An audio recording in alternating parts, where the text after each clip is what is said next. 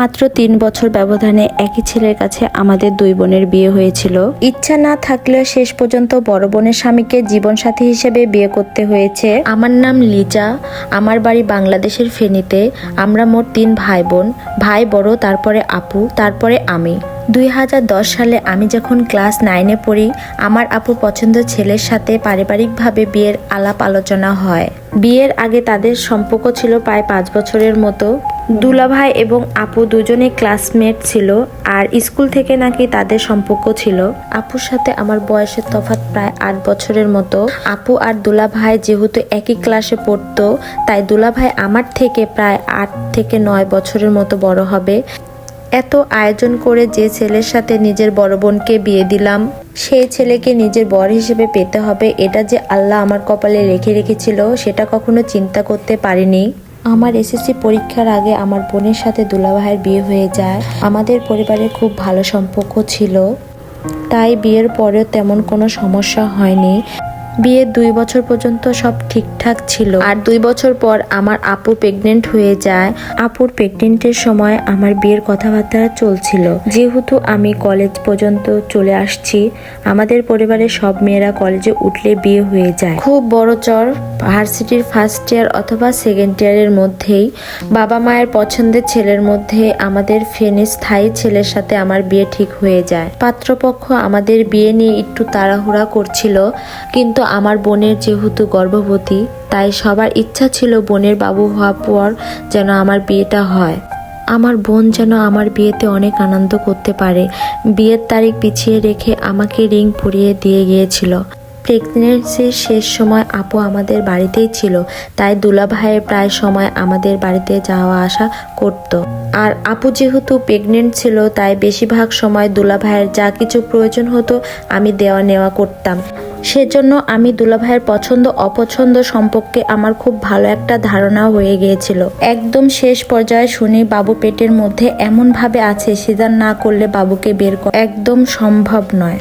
আর doctor আমাদের বলে দিয়েছিল বাবু অথবা মা যে কোনো একজনকেই তারা সেফলি ওটি থেকে বের করতে পারবে। এই কথাটি শুনে আমাদের পরিবারের সবার মন অনেক খারাপ হয়ে গিয়েছিল। আল্লাহর কাছে অনেক অনেক বেশি দোয়া করছিলাম। আল্লাহর রহমতে আপু এবং বাবু সুস্থভাবে ওটি থেকে বের হয়েছিল। ওটি থেকে বের হতে পারলেও আপু তুলনামূলকভাবে অসুস্থ ছিল।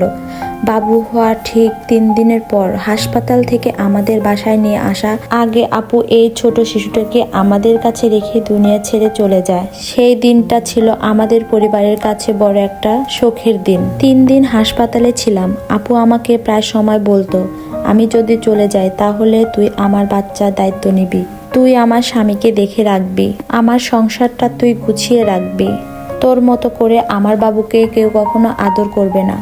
আমাকে সারাদিন বলতো যে ছেলের সাথে আমার বিয়ে ঠিক হয়েছে তাকে যেন না করে দেয়।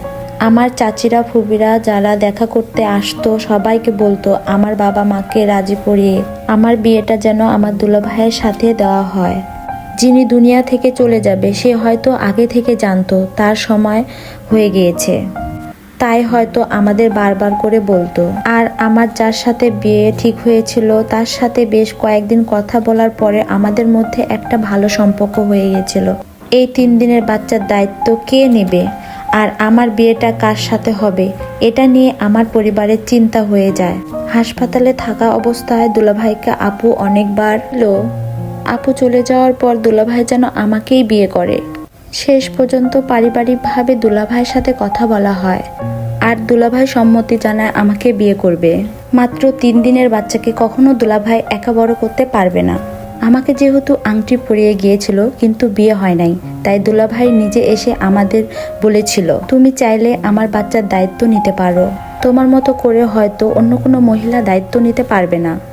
তাই অনেক চিন্তা করে বাচ্চাটার মুখের দিক তাকিয়ে বোনের শেষ ইচ্ছেটা পূরণ করে দুলাভাইকে বিয়ে করলাম। বাবু নিয়ে সংসার নিয়ে এখন আমি অনেক ভালো আছি, আলহামদুলিল্লাহ। তাকে আমি কখনো নিজের মায়ের অভাব বুঝতে দেব না।